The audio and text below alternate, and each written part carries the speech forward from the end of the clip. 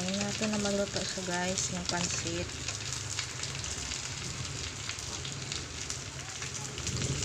Okay na yung sarap niya. Sakto na. Hintayin na lang natin na maluto siya. So yung piniritong isda. Baliktarin muna natin guys.